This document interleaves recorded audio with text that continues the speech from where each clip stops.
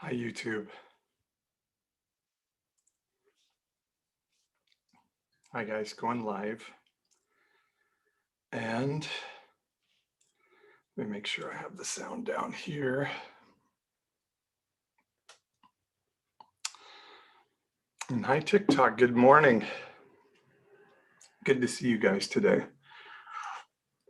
Let me know where you're joining from. YouTube, we've been having trouble, even though I think I have the settings right. I've read everything and watched every YouTube I can to let you guys comment on YouTube, but sometimes it still doesn't allow you to. So let me know if you can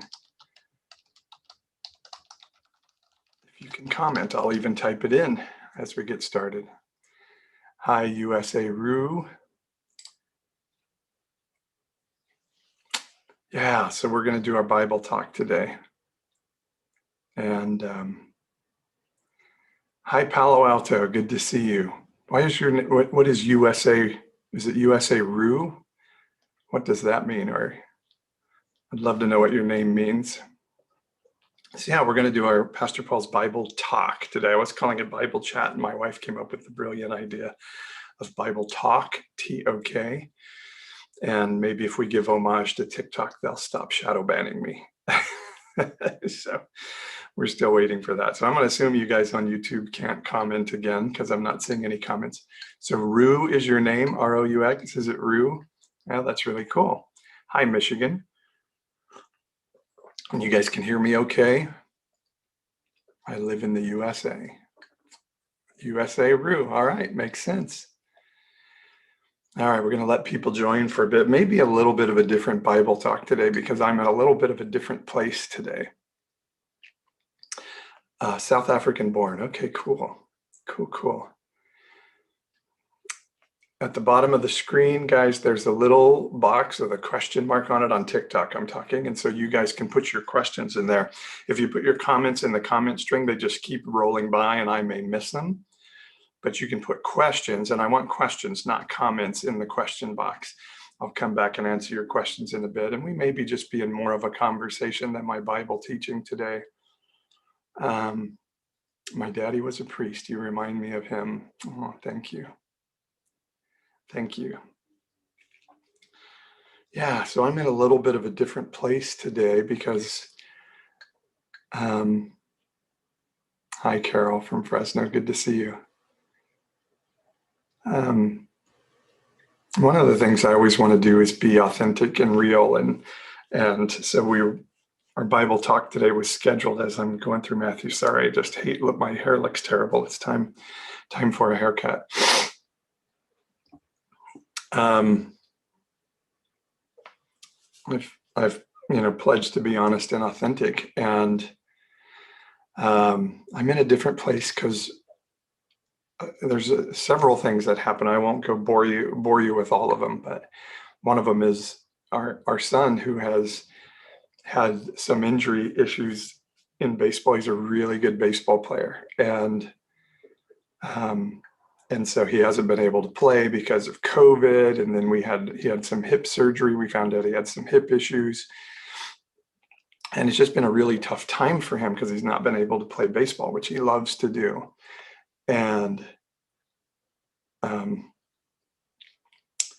And so he got to play on Wednesday, and it was beautiful to watch and just wonderful to, just was like almost surreal. Like, we've been waiting for this for so long. And he played, and so we found out this week that he may have torn something in his knee. And so hair looks fine, thank you. And so now he may miss more time of his junior baseball season. And so as I was getting ready for this Bible chat today, my Bible talk, I was just like, can I do this?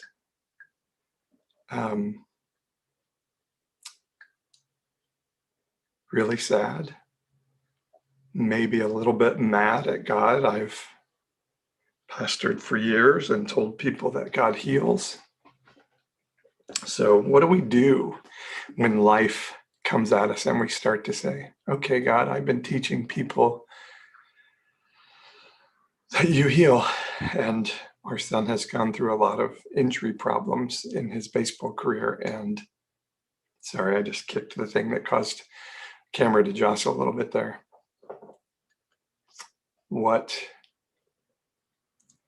So what do we do when you don't? So thank you, God. Yes, life is a journey. There's a silver lining. All things work together for good. I know all of those encouragements and I appreciate them. But when does the supernatural come? When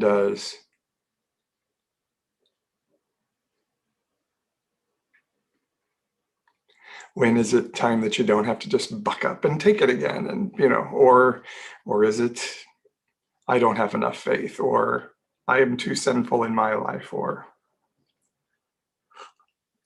so those are the hard things I'm wrestling with today. And so I thought, like, I'm not in a place where I Matthew 5, one of my favorite chapters we're going to go through today in Bible Talk. And I'm just like, can I really come up and say, here's my powerful message from Matthew 5 when I'm struggling like this inside? So I thought, you know what, light it up and let's just talk about it. Maybe there's something in that the son needs that you didn't know he needed. If this is the worst thing to happen to him, his life is not that bad. Okay. It's great. So he has maybe 2 years of baseball left if he doesn't get to play his sophomore and junior and senior season.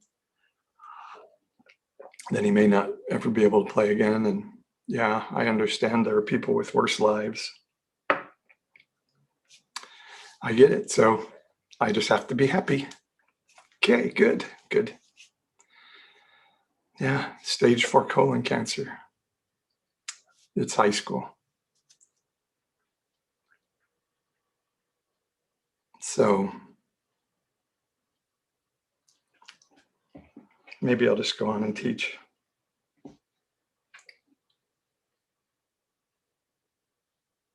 But I just wanted to let you guys know that's where I was today. And I'm just a little bit of like, yeah, all of those things. Yeah. He's going to learn perseverance. He's going to learn to overcome. We're going to learn to take things one day at a time. Yeah, again, because he's learned these lessons well through numerous other injuries.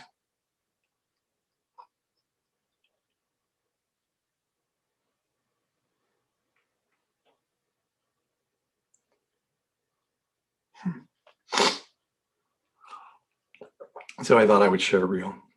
Hi, Houston, Texas. And again, I've had wonderful weather and all these things. And so maybe it's just, I'm just supposed to count my blessings, and the things that are really deep and painful, just, hey, could be worse.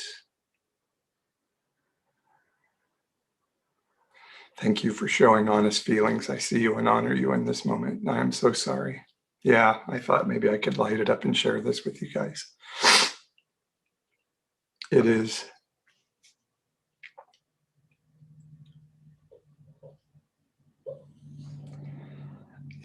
I have somewhat pastored, for 25 years or so. Thank you, Vernie. On YouTube, I got a comment on YouTube. Yay. I'm glad that's working. So I pastored, for 25 years or so in different versions. And then how's my son dealing with it? He's very, very sad. He doesn't express things outwardly much, but I can tell he's very sad, and has expressed a little bit of like, is this worth it?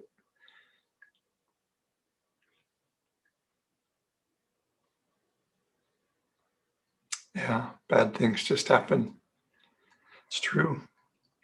So my question for us as Christians then is, how does this separate us from the atheist and agnostic?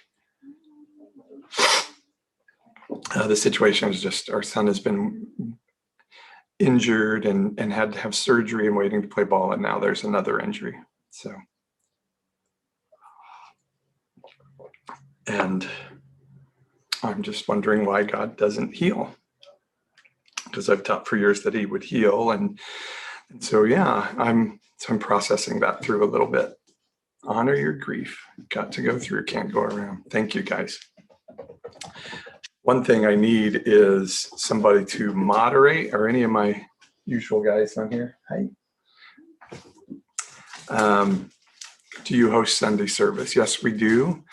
If you go to my website, pastor-paul.com, and the events contact page, it gives you a Zoom link. You can either join us live on the TikTok stream or through a Zoom link. Yeah, that's a good one. Thank you, Carol. You are responding the way God does. He grieves too for his family.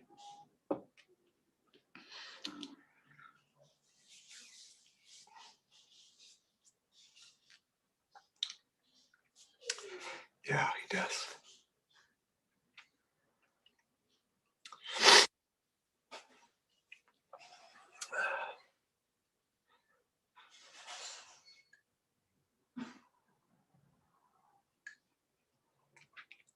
So one thing I thought I would do is read Psalm 13. Thanks, Therapies. Therapies, can I make you a moderator today just in case we have somebody come on?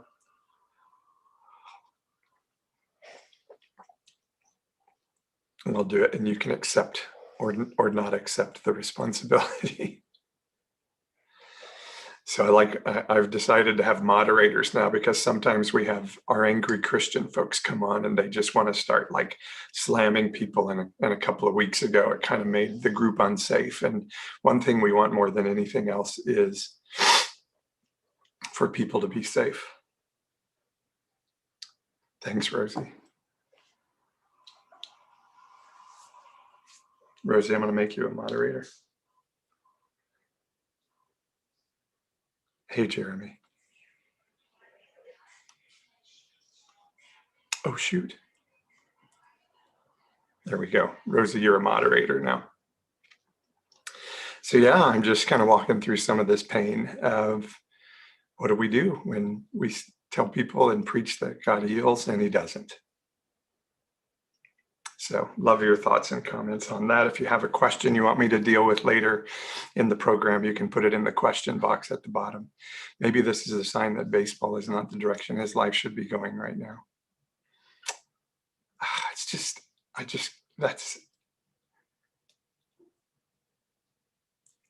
So God would take away something a 16-year-old boy loves to teach him this lesson. Man, that's hard for me. Because the Bible says he's a good father, better than good father on earth. And why would I do that? God does not jump when we say jump. I agree. That is clear. That is clear. My coworkers harassed me for being Mexican. One teacher punched my 15-year-old daughter in the face. Wow.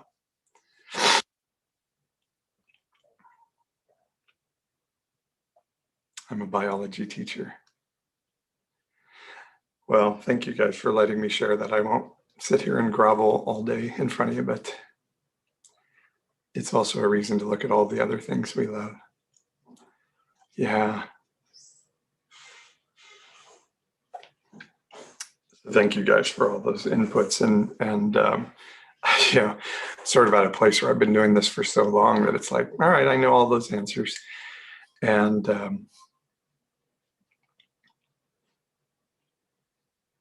so I taught for a long time that God could heal.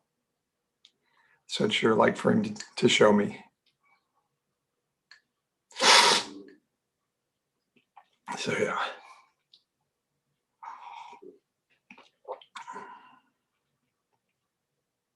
Sometimes Romans 8:28 is a little bit harder to grab onto than others, isn't it?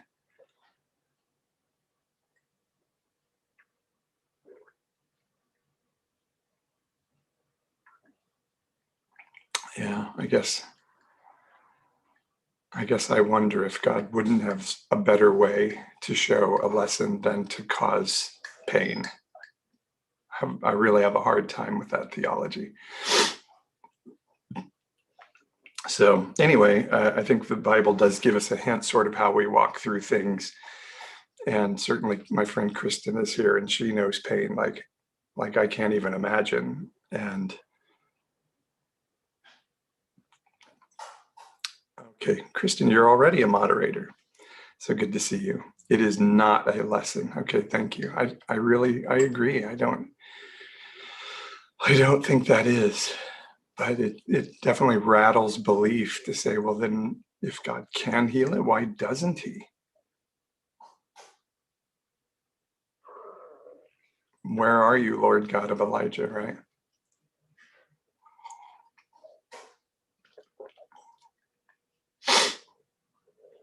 So yeah, so we see Psalm. Jeremy, if you're still on, I see your text. I didn't have time to deal with any of that yesterday because I had a big sort of session day, but I'll get to it.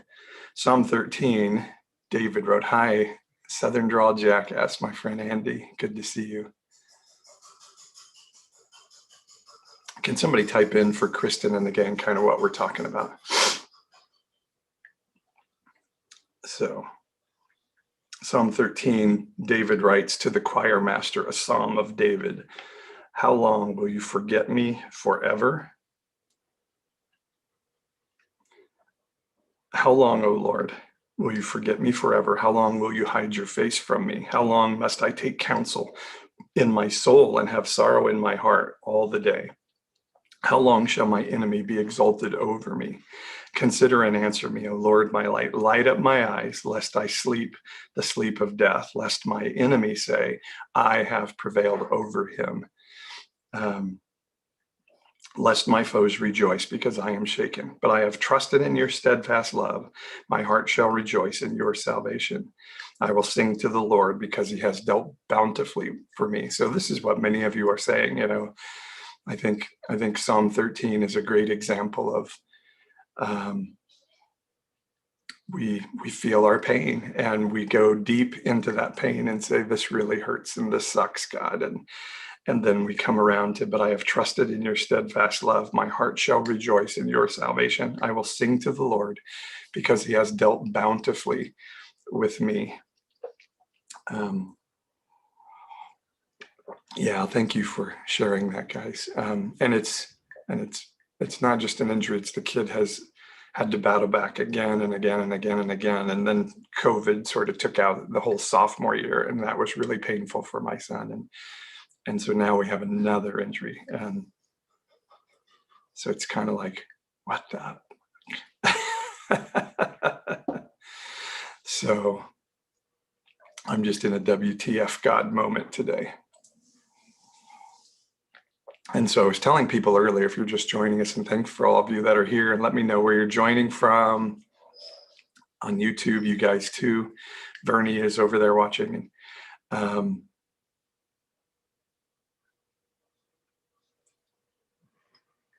What do we do when it's like, where are you, God? So yeah, I was telling the story of being in pastoring for a long time, and I started a church in 2008, Hyde, Nebraska. Where I did in Nebraska, I went to high school in North Platte, High Brooklyn. Started a church in 2008 and pastored it till 2018. And I often joke, I have the scars to prove it, High Jacksonville.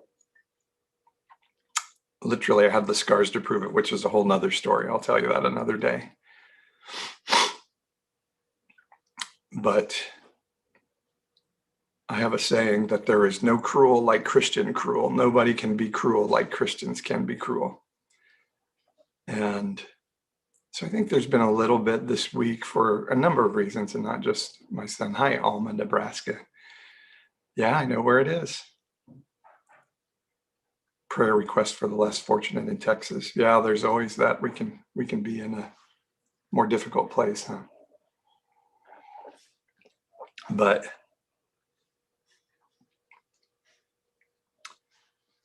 yeah, I think there's been some bit of counting cost for me this week. And so I think all of this has sort of landed pretty heavily and so I wanted to be authentic to it instead of coming on and being like, yay, Matthew 5, let me tell you these great stories. But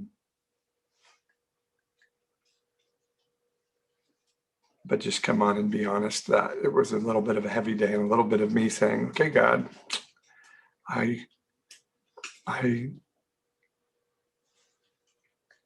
do I say this well? I paid the price.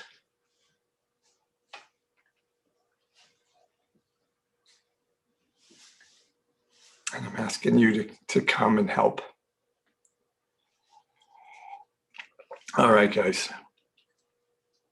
I appreciate you letting me process that with you. And so if you want to ask some questions today, there's this new little feature. It's not completely new, but it's fairly new. At the bottom of the screen, there's a box with a question mark in it. And so you can ask your questions right in there. I've always been confused about the purpose of Job as it relates to our own life. So one of the things that I hate about Job, and somebody's going to say, oh, you're a pastor and you hate something in the Bible? And my answer is yes. Because if we don't read it as poetry, which it is, I believe it's a poetic tome. Some say maybe the oldest book written in the Bible. Give your son a hug, please, of course.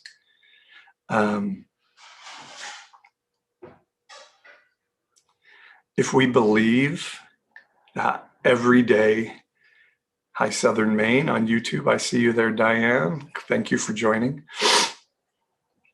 If we see that daily, the devil gets to go before God and choose which one of us to strike down on a given day, that is a horrible belief process. And I don't think the Bible really backs that up. And so people will say, well, God's just testing you. But the one thing I like about Job is,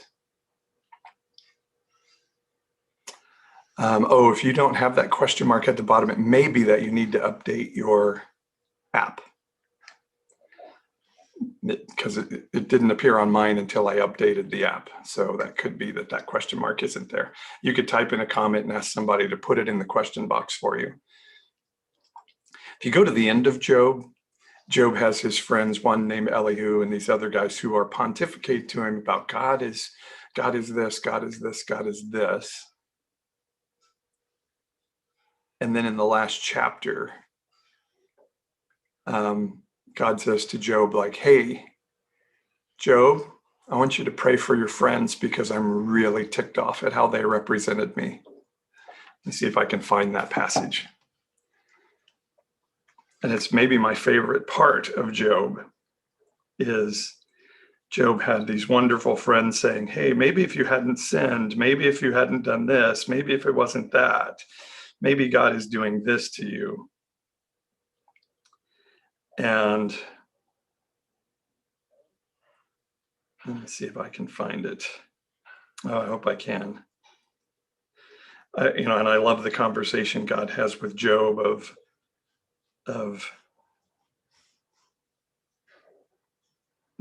who are you, Job, to tell me my job, which I think is interesting. I love your comments, by the way, guys. Keep them coming.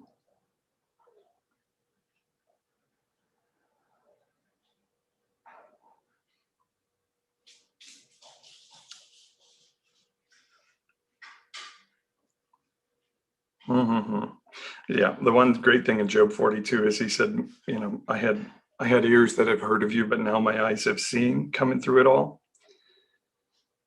Okay, so here it is. I love this. Job 42, 7. After the Lord had spoken these words to Job, the Lord said to Eliphaz the Temanite, one of the friends around Job, telling him all these things. Hi, A. Blackwell. Good to see you. So just remember, my moderator, guys, if somebody comes in and starts doing nonsense, just block them. Not block them, I mean mute them, because I just don't want the place to be unsafe here. So The Lord said to Eliphaz the Temanite, my anger burns against you and your two friends, for you have not spoken of me what is right, as my servant Job has. Now, when I hear this, I just am imagining God talking to the evangelical church today. Like, you've been really shitty representatives of me, and I want you to know that I'm not happy about it. Yeah. And so he tells him, take 7 bulls and 7 rams and go to my servant Job and offer up a burnt offering for yourselves. And my servant Job shall pray for you, for I will accept his prayer, not to deal with you according to your folly. For you have not spoken of me what is right, as my servant Job has.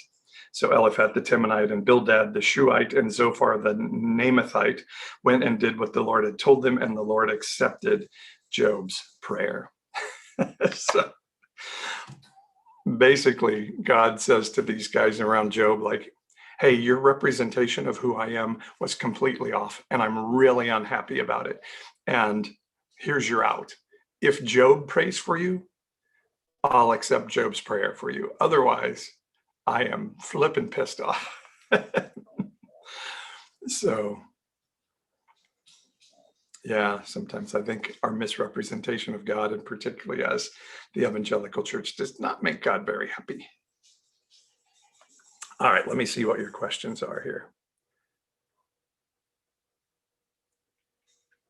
Okay, so there's a box at the bottom that has a question mark on it. If you want to answer some questions, we've got about 25 more minutes before I have to get ready for the program with my mom. By the way, thank you guys for letting me process today. I feel better.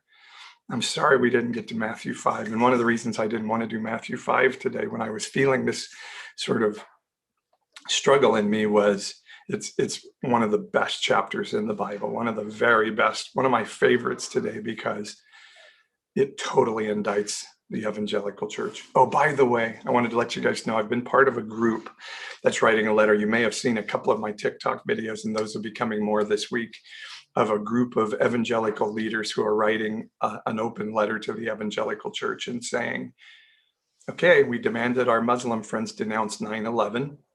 So now, evangelical church, are you going to denounce January 6th? And you're either going to denounce it or you're complicit to it. You're either against it or for it. There's no other line. So that's coming. That's coming.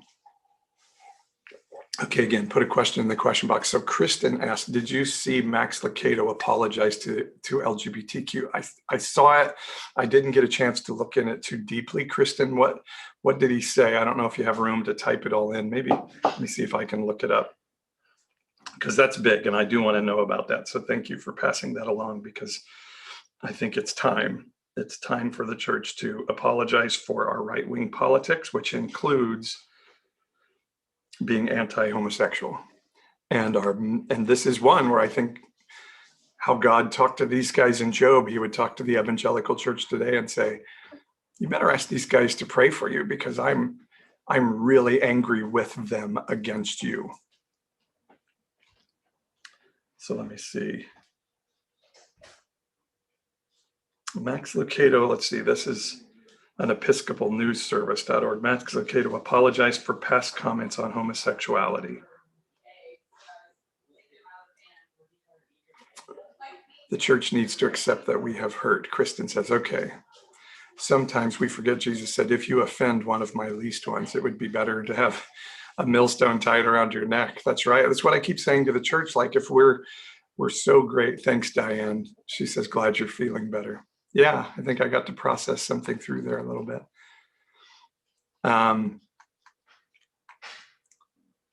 We're so big on abortion and we think we're so right and have this righteous stance, yet we're driving 2 generations away from the church in that stance. And I think God says,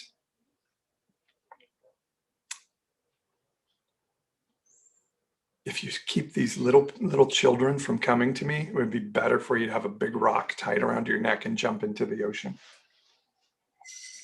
That's what Jesus said. So let's see what Max Lucado said here.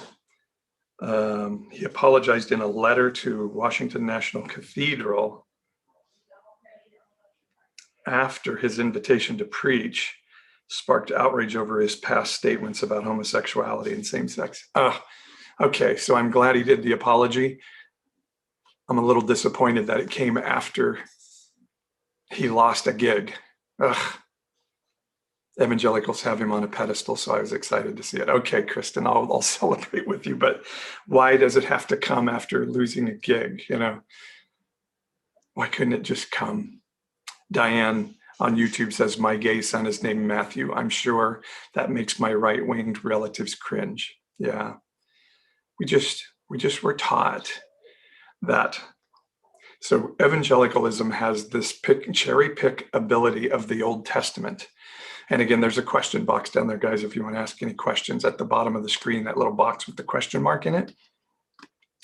Because sometimes your comments on TikTok, I'm talking about, scroll through. If YouTube guys, if you want to ask any questions, type them into the comment box. Also, guys, do me a favor, follow me, share this live. We're still trying to break through this TikTok shadow ban thing, which is just crazy. My page just got totally doused. Something happened. It's been really wild.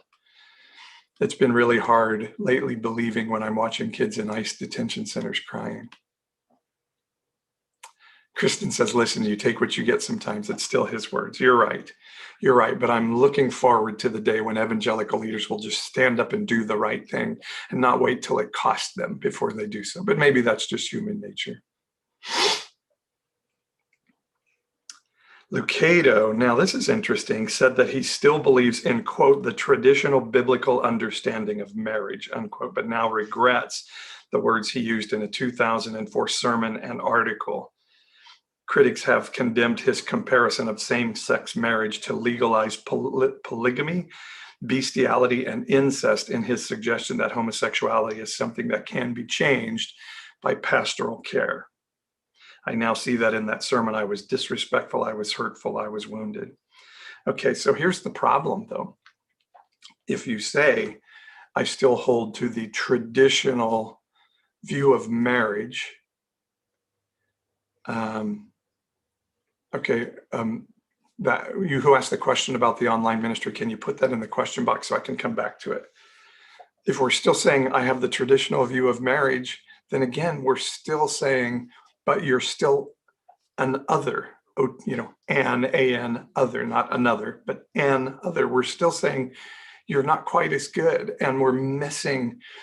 So when Jesus said marriage is between one man and one woman, what the problem with us taking that to say that homosexuality is bad is he wasn't standing there making a theological tome. He wasn't saying this is what is God's right for all of history.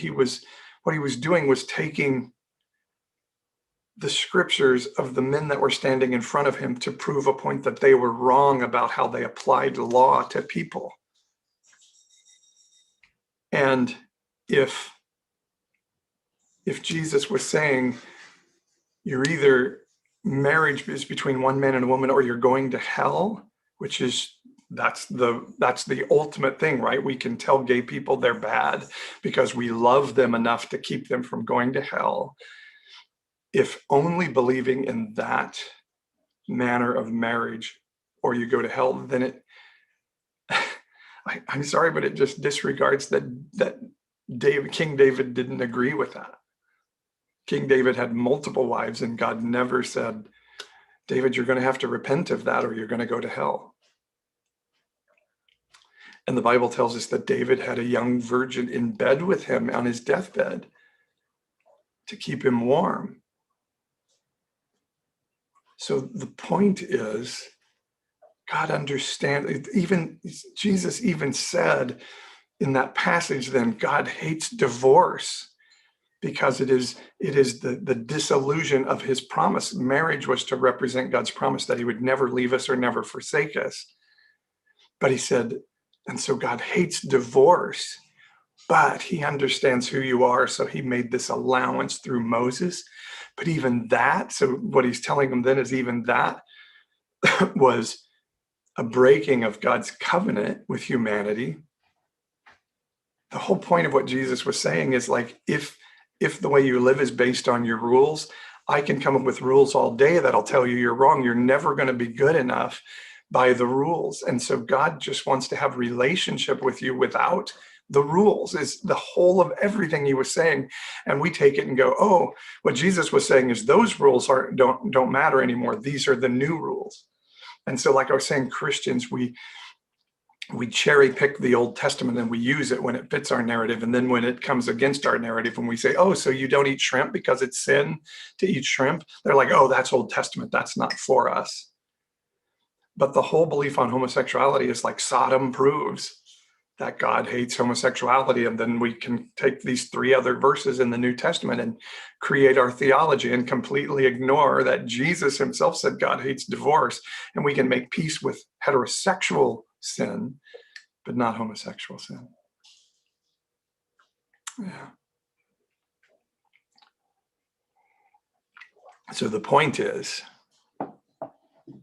God wants us to walk in relationship with him and have God's law written on our hearts and our minds, not on a piece of paper or in a book, so that we can beat people with that book.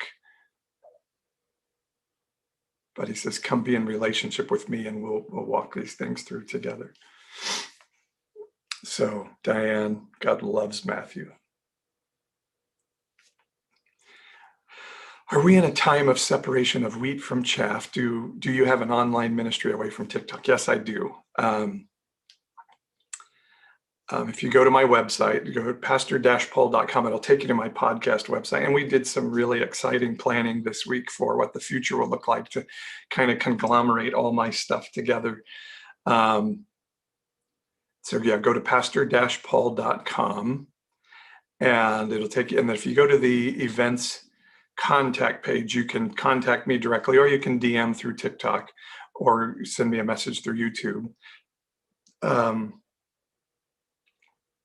You can see where we have our Sunday morning spiritual gatherings, our schedule for what we do on Saturday morning, with me and my wife, and just all the things we do. You can sign up for our newsletter that'll keep you updated on what's going on. And so, yeah, pastor-paul.com.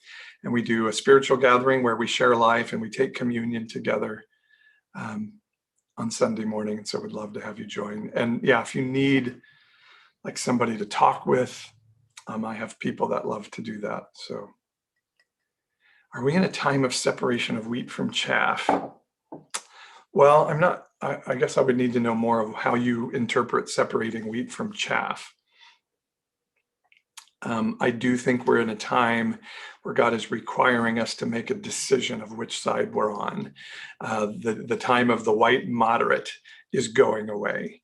And so we have to choose this day whom we will serve. Are we going to be on the side of a loving, amazing God, or on the side of a God that says you're not good enough to people on a regular basis? And so, yeah, if that's your belief of the separation of the wheat from the chaff, I do think God is allowing a whole lot of really ugly stuff to come to the surface in the church so that we can say, ugh, are we okay with this or are we not? Yeah, we are in the time of the Pharisees, says Kristen. I believe we're in a season where the church is very much like the church that angered Jesus so much back in the 1st century. So we choose. Is God a God of love and goodness, drawing all men to himself, pouring out Spirit on all flesh, even those that don't believe in the God of the Christian Bible, but maybe God in another viewpoint, which is what I believe that verse is saying. When the creators of the church created the church through Acts, it's like, can these non-Jewish people be Christian? They were having this argument. Or do you have to be Jewish, become Jewish to be a Christian? Do you have to be circumcised to be a Christian? All these things. They finally determined, like, no, we've seen the Spirit of God poured out on these people. And that is an amazing thing. And then they did this thing where, like, okay, let's give them 4 rules. Like, don't do this, don't do this, don't do this. So even then, and I read that passage and a lot of people say, see, these are the rules that really matter to God because James said so in Acts. And I say, no, that was once again humanity trying to create a religion where we're good enough to get to God instead of trusting that God can reconcile humanity to God. we don't have to put a bunch of rules out there to make sure people are good enough to get to God. And so that was just James being human again. Yeah. Acts 15, right? I don't know what you think, A. Blackwell, but I mean, I've had people teach on that passage and say, see that, even then they reconfirmed these things. And there's, a sexual command in there. I can't even remember what the 4 commands were. Don't eat meat that's been sacrificed to idols, those kind of things. And I think it was just like, hey, we still think people, okay, we're not going to force them to be Jewish, but they still kind of need to look like us to be in relationship. And I think it was a very human moment. A very human moment that. So today, once again, we've created a new religion with a new set of rules for a new generation. And God is once again saying, guys, I hate it when you do this. I hate your religion. I think religion makes God very angry. I think when you watch what Franklin Graham is doing these days in both the religious and political realm, I think it makes God really angry. Like Jesus turned over tables and took ropes and wound them up. And, he turned over tables, then he stopped, wound some ropes together and started hitting people with them. That's how angry it made him. That's how little he thinks of religion. So your rules, your theological purity, they don't impress God and they don't impress me. I was just going to go look for something. I can't remember what it was. Losing track of my losing trackness. So what else? What else is on your mind, God? The End of Religion by Bruxy Cavey is a great book. Yeah, I love Bruxy Cavey. Amen on Franklin Graham. I think he's one of the really repugnant men in America today. Evangelicals backing a man with the traits of Lucifer. I'm assuming you're talking about Donald Trump there. All right, guys, any other questions? Or maybe we'll take a break here and come back with my wife and I. I think Matthew 7:21 through 23 about Christian Pharisees rather than what people use the verse to mean. Let me see what that verse says and we'll chat about it. Job 42, read that, by the way. By the way, no, Satan does not go before God every day asking if he can kill you. That is not a truth. That is a poem. That's not a thing. Satan does not have the right to go to God and ask to kill you every day. And God is like, let's see, am I going to allow the devil to kill any of you today? I may not have seen your question. Did you put it in the question box?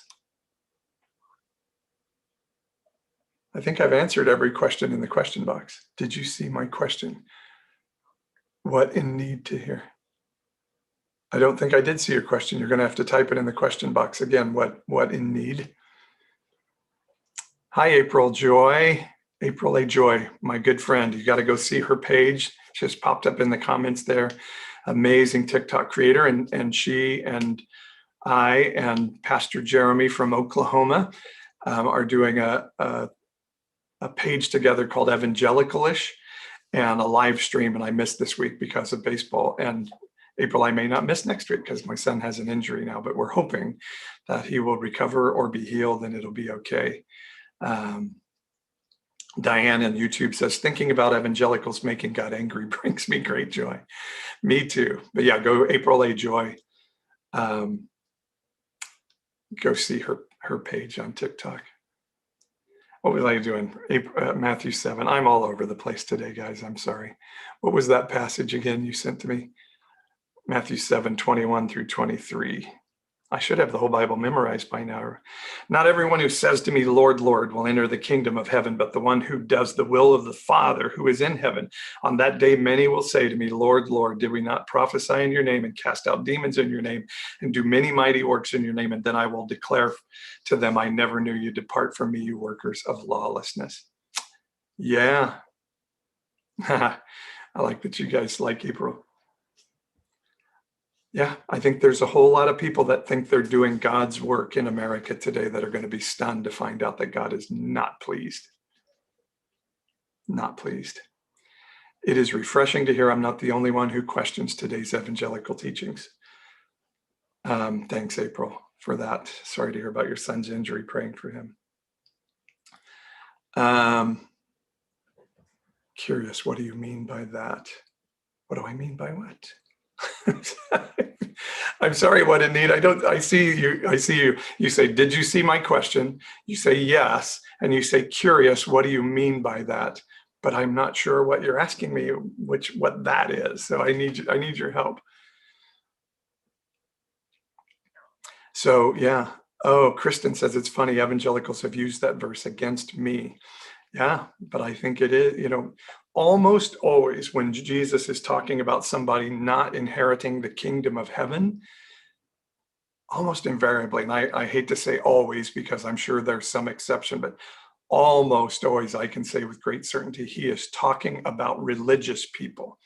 They are not going to inherit the kingdom, and I believe that kingdom is here on earth. He's talking about not eternity. Eternity is a whole different thing that I'm still walking through a little bit of a journey of what that looks like, and I'm not sure we're ever going to know until we get there exactly what it looks like.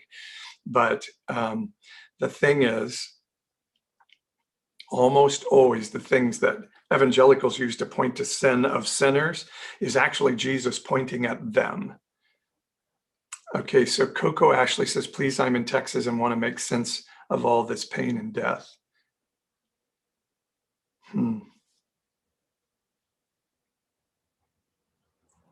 Hi, good deal.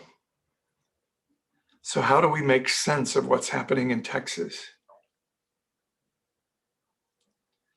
So I think there is some, and it's what some of you were telling me when we were talking about my son earlier, that God allows life to happen. Hi, David Aguirre. Hola. And human leaders made bad choices in Texas. And so I don't think God sent an ice storm to prove those leaders bad. Life happens. And then, the really sad thing about it is now those leaders are trying to make up big lies to justify themselves. These leaders in Texas who have been mocking California for years. Ted Cruz.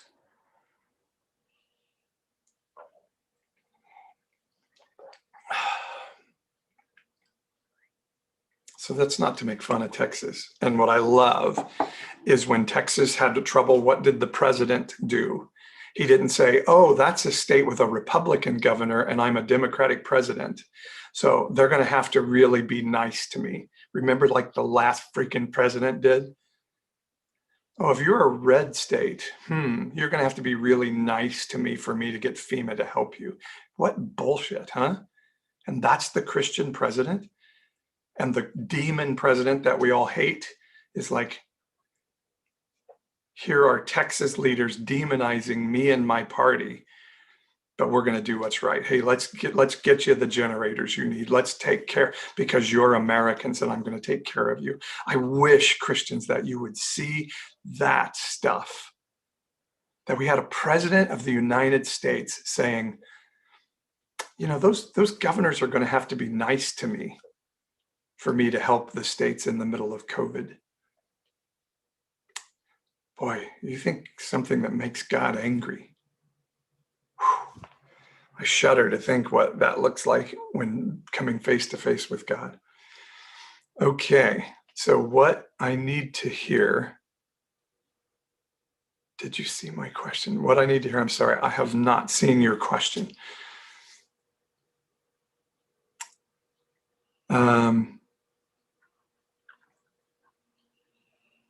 Been celibate for 20 plus years, 45 years old. Okay. I'm sorry, they may not allow you to put a lot of characters in there, so sometimes I don't understand your questions in the text question box. I'm from Texas, living in dark with no food sucks. Ooh, I'm so sorry.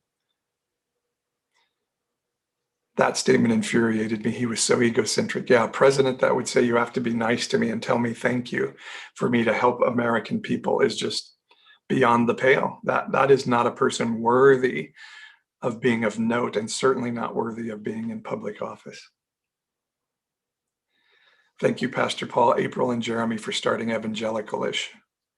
Much, much appreciated. Not about politics, just wondering why children are suffering. Yeah, because the world is a place where bad things happen. But I've been asking the same question today. God, where are you? And so we read Psalm 13 today and kind of went through the pain. And actually, you guys saw me processing my pain in front of you here. So I think I think the best advice I have to give today as I'm walking through what I'm walking through is we grieve what's happening. And we believe that God is grieving with us. And we do what we can to help. Sorry, I don't know if you guys can hear my dog snoring. Well, now he's not, because I looked at him and now he's like, oh, maybe I'm going to get some food. Yeah, so I'm going to have to go, guys, and get ready for my 10:30 with my wife, 10:30 Pacific. It's also a place where good things happen. We make a choice as to what we hold on to. Kristen, you're so right. And you've suffered real loss. So that's an amazing statement for you to make.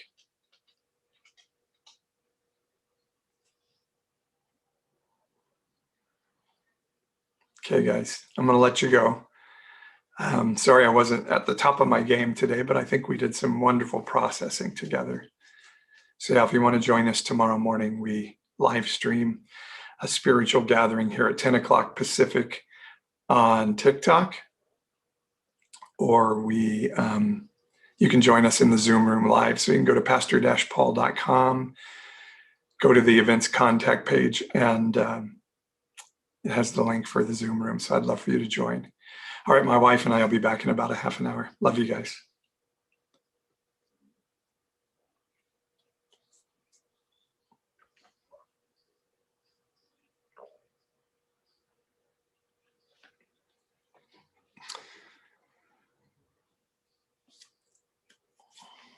Oh, wait, I'm still on YouTube, aren't I? Hi, guys.